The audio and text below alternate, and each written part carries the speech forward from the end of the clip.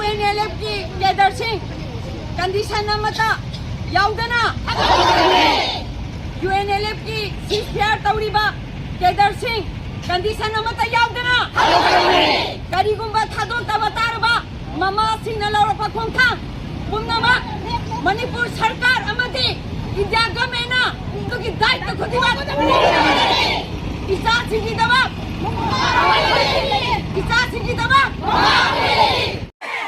UNLF MPA Fabo!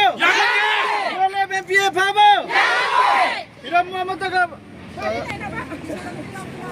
Idakta. Condition lamata yadana. Idakta. Condition lamata yadana. UNLF MPA Fabo!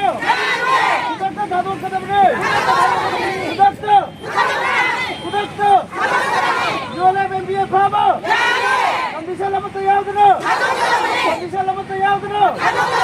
ꯑꯩꯈꯣꯏꯒꯤ army chief ꯐꯥꯈꯤꯕꯒꯤ ꯃꯔꯝꯁꯦ ꯑꯩꯈꯣꯏ ꯑꯀꯨꯞꯄ ꯃꯔꯣꯜ ꯈꯪꯖꯅꯤꯡꯉꯤ ꯁꯤꯁꯐꯤꯌꯔ ꯇꯧꯔꯒ ꯂꯩꯔꯕ ꯀꯥꯡꯕꯨꯁꯤꯡꯁꯤꯗ ꯈꯨꯠ ꯊꯥꯔꯛꯏꯁꯤꯅꯗꯤ ꯑꯩꯈꯣꯏꯒꯤ ꯈꯨꯟ ꯉꯥꯛꯄ ꯃꯌꯥꯝꯁꯤꯡꯁꯦ ꯑꯩꯈꯣꯏ ꯀꯔꯝꯅ ꯀꯟꯕ ꯉꯝꯒꯗꯧꯔꯤꯕꯅꯣ ꯑꯗꯨꯒ ꯁꯤꯁꯐꯤꯌꯔ ꯇꯧꯔꯤꯕꯒꯤ ꯃꯔꯝꯁꯦ ꯀꯔꯤ ꯃꯔꯝꯅꯣ ꯍꯥꯏꯕꯁꯤꯃꯁꯨ ꯈꯪꯕꯤꯌꯨ ꯑꯗꯨꯒ ꯀꯨꯀꯤꯔꯣꯝ ꯁꯥꯏꯠꯇꯅ ground rule thugai bayaba aikhoi gi dana karigumba amata tawba yadaba sigumba gi thawong se mama oibi akhoina pendre yanna aduna aikhoi gi icha singse karigumba condition amata yaudana thadok piraktaba taragadi hojik manipur mai chakani aduga lairiba ima mayam singse civil war thorakani haibasima ai chauthokna haijaramge aduga sideisda aphapata khudingmak state government India government animakna pubigadabani kari sanasi haiduna state government amadi central government na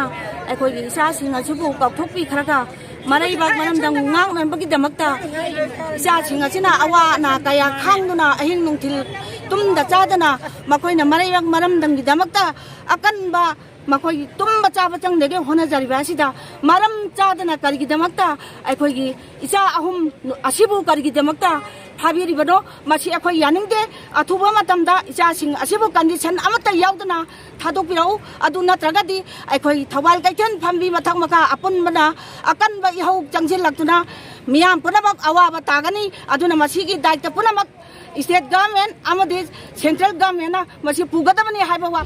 Ako Yeleki, Ani.